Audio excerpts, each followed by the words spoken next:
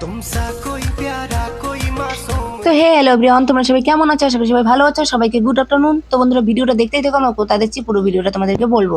তো বন্ধুরা, আমরা প্রায় 1 বছর হতেই চলে, 1 বছর এখনো হয়নি, তো হতে মানে হওয়ার দিকে, তো ভাবলাম লং ভিডিওটা একটু দিয়েই দিই। তো আমরা যাচ্ছিলাম কয়েক মাস আগেই গ্যাংটকে, তোমরা সবাই কম বেশি দেখেছো। তো বন্ধুরা, আবারও একটা লং ভিডিও দিলাম। লং ভিডিও যেহেতু ছাড়িনি, তো ভিডিওগুলোর থেকে মানে যেহেতু আমার গ্যালারিতে রয়েই গেছে, তো ভাবলাম দিয়ে দিই, পুরোনো স্মৃতিগুলো থেকে যাবে। তো আমরা যাচ্ছিলাম গ্যাংটকে। তো বন্ধুরা দেখো, এটা কিন্তু সেবকের রাস্তা। তো সেবকের সাইডে কিন্তু পাহাড় আছে, কিন্তু অতটাও খারাপ পাহাড় নেই যতটা গ্যাংটক যেতে পড়ে।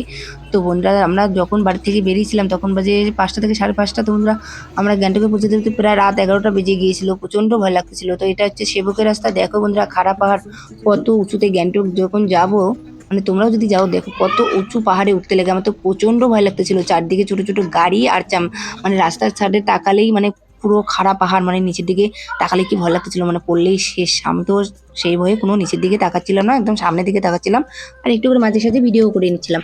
তো এখন বাজে, যখন আমরা যাচ্ছিলাম এই জায়গাটা, তখন ছিল রাত 9:30। তো 9টার থেকে আমরা প্রায় 11টা লেগেছে আমাদের ওখানে পৌঁছাতে। তো বিশেষ করে এই রাস্তাটায় আমাকে তখন বাজে রাত 10টা। দেখো এই জায়গাটা এত সুন্দর, মানে গুহার মতো দেখতে, খুব সুন্দর লেগেছে। তো আড্ডা মারতে মারতে গল্প করতে করতে প্রায় আমরা গ্যাংটকে চলে আসলাম। তো দেখতে পাচ্ছ, আমরা বাস থেকে নামে এখন আমরা টেস্ট করতেছি, মানে 4 চাকা খুঁজতেছি।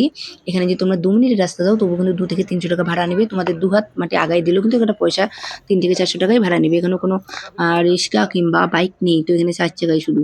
তো বন্ধুরা, দেখতে পেয়েছ, আমরা এখানে এসে হোটেলটা খুঁজতেছি, যে হোটেলটা আমাদের মানে উঠার কথা ছিল। তো এখানে আমাদের নিজের রিলেটিভের মধ্যে আমাদের আগে থেকে যোগাযোগ করেছিল। তো ও এসে আমাদেরকে নিয়ে যাওয়ার জন্য এখানে এসে দাঁড়িয়েছে। আমরা ওকে খুঁজে পাচ্ছি না, তো খুঁজতে খুঁজতে পেয়ে গেলাম। তো এখন আমরা আবার মানে 4 চাকাতে উঠবো, উঠে আমরা হোটেলে পৌঁছে যাবো।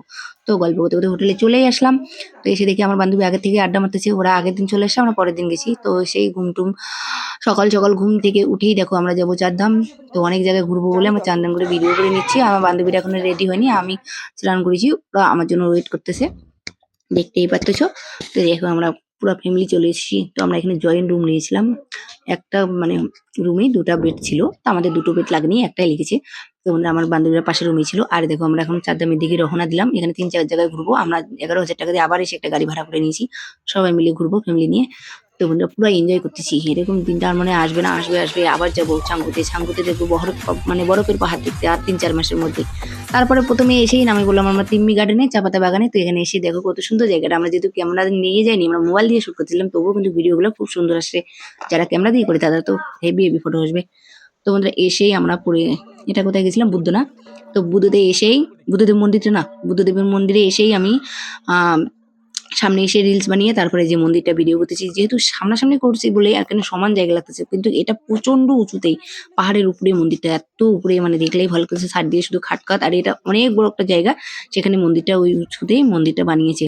তো তারপর আমরা এসলাম চারধাম। চারধামে মন্দিরে এসে আমরা সেই ভোলানাথের সামনে সবাই মিলে জয়েন্ট ফ্যামিলি হতেছি, পুরো এনজয় করতেছি। আর তারপর আমার বর আমাকে একা একা সেলফি তুলে দিচ্ছে। তো জয়েন্ট ফ্যামিলির সঙ্গে ফটো উঠার পর আমি একা একা উঠতেছি। তো দেখো, তারপর আমি এদিকে মানে পাড়ের ছাড়ে একদিকে রেলিং ছিল, সেখানে এসে একা একা একটা সেলফি নিয়েছিলাম। আর আমার সবাই মানে জ্বলতেছিল আমাকে দেখে। তারপরে দৌড়ে চলে এসলো সবাই আমার সঙ্গে সেলফি তুলো। তো খুব মজা করতেছিলাম। সত্যি এই দিনগুলো মনে হয় আর ফিরে পাবো না। তো তোমরাও যদি কেউ যেতে চাও, অবশ্যই যেতে